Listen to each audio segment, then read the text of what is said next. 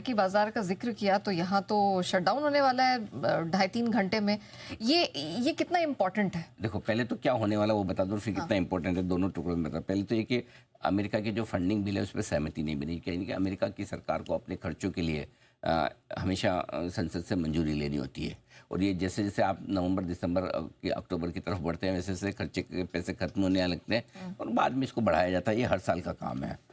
अब अमेरिका के समय के अनुसार आज रात 12:01 से शटडाउन शुरू होगा। और शटडाउन का मतलब क्या है? जितने भी इमरजेंसी डिपार्टमेंट है वो छोड़ दो, बाकी सारे डिपार्टमेंट ठप हो जाएंगे, बंद हो जाएंगे। और 8 लाख कर्मचारी ऐसे अमेरिका के जो विदाउट सैलरी लीव पे जाओ, no salary go on leave.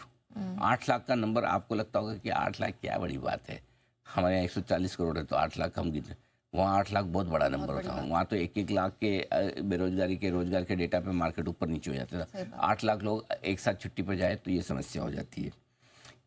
इससे होगा क्या?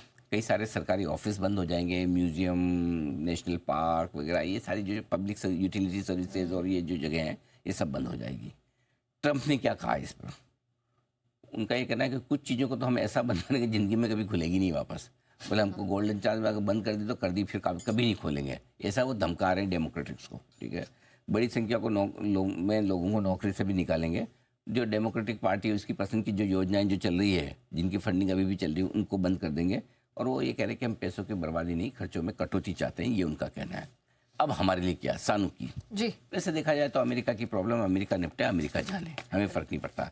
लेकिन नेचुरली अमेरिका में शटडाउन होता तो अमेरिका के मार्केट पर असर पड़ता है, डॉलर पर असर पड़ता है, बाकी सारे बाजारों पर असर पड़ता है, तो उसका एक सीमित असर हम पर आता है। लेकिन मैं इसमें एक पॉजिटिव चीज़ देखता हूँ, जो कि किसी को ना भी पसंद आए, नहीं आए तो नहीं आए, ये मेरी विचार है, मेरी भावनाएं हैं। मैं तो चाहता हूँ ये ट्रंप इसी में उलझे रहें। क्यों?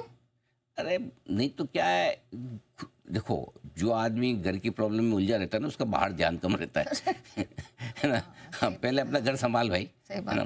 तो ये शटडाउन, डेमोक्रेटिक से मोल भाव करना, बातचीत करना, ये सारे प्रॉब्लम से अमेरिका की प्रॉब्लम में उलझे रहेंगे ना, तो टेरिफ वेरिफ पे ध्यान थोड़ा कम देंगे।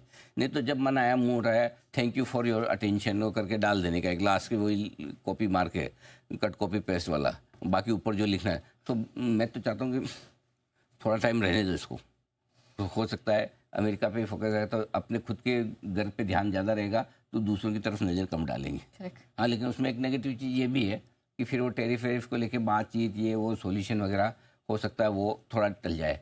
तीसरी चीज़ ये भी है कि इन भाई साहब के पास हर चीज़ के लिए, हर काम के लिए टाइम ही टाइम है। सही बात है ना। वो गाजा वाली भी डील करवा देंगे, टेरिफ भी लगा देंगे, शटडाउन भी करा देंगे, क्या क्या एक साथ कर लेते हैं भगवान ने, सुपर क्रेडिट भी ले लेंगे। हाँ, तो वो सारी चीज़ें हैं।